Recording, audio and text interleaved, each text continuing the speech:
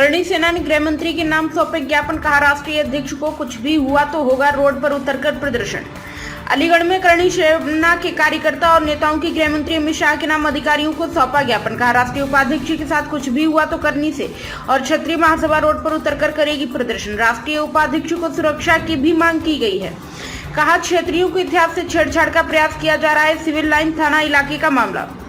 करणी सेना के राष्ट्रीय अध्यक्ष मुकेश रावत ने जानकारी देते हुए बताया कि हमारे राष्ट्रीय अध्यक्ष सूरजपाल लंबू जी अभी 9 तारीख को जयपुर गांव में पृथ्वीराज जयंती के उपलक्ष्य में बता रहे थे, कुछ लोगों ने तोड़ मरोड़ कर उनकी छवि को धूमिल करने के लिए उनके विरुद्ध षड्यंत्र रचा और जिंदा जलाकर मारने की धमकी दी है। धमकी उनको फोन के माध्यम से दी गई है। एक उन्होंने रिटर्न में एप्लीकेशन लिखी है, उसमें अभी उन्होंने सूरजपाल लंबू को जिंदा जलाकर मारने की बात कही थी। उसके विरोध में आपके चैनल के माध्यम से कहना चाहता हूं, लोग गलत फहमी में क्षत्रियों के इतिहास को तोड़ मरोड़ कर पेश करना चाहते, वह पहले अपने पूर्वजों के इतिहास को बनाए रखे। किसी को दूसरे बाप को बाप कहने से अपना नहीं हो जाता, उनका इतिहास है तो अपना इतिहास बनाए।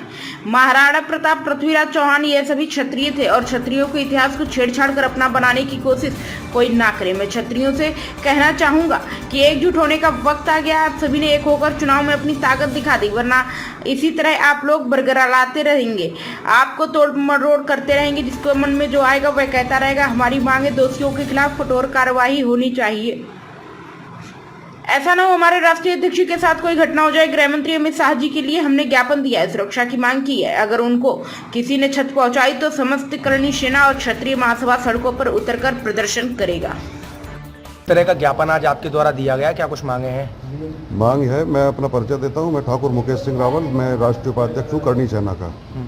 हमारे राष्ट्रीय अध्यक्ष है सूरजपाल लंबू जी अभी 9 तारीख को बदरपुर के पास में जयपुर गांव में पृथ्वीराज जयंती की उस पर अपने शिरोमणियों के बारे में बता रहे थे, तो कुछ लोगों ने उसको तोड़ मरोड़ कर उसको उनकी छवि को धूमिल करने के लिए उनके विरुद्ध षड्यंत्र रचा और उनको जिंदा जलाकर मारने की धमकी दी है।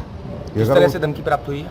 धमकी उनको फ़ोन के द्वारा हुई और एक रिटर्न में उन्होंने जो भौंडसी थाने में जो रिपोर्ट दी थी, एप्लीकेशन दी थी, उसमें भी लिखा था कि सूरजपाल लंबू को हम जिंदा जलाकर मार देंगे।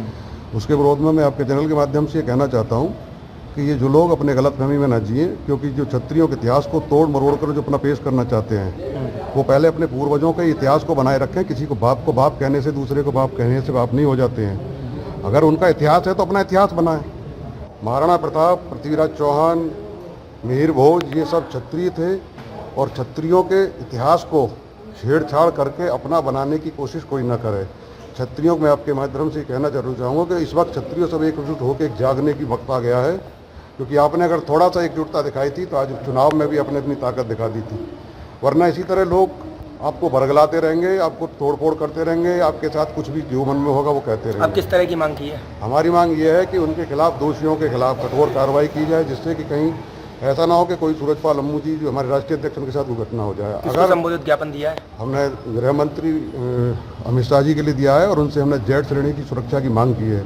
अगर किसी भी प्रकार की कोई भी उनके साथ क्षति पहुंचाई तो समस्त करणी सेना और क्षत्रिय समाज सड़कों पर उतरकर उग्र आंदोलन करेगा, जिसकी स्वयं जिम्मेदारी प्रशासन की होगी। ठीक।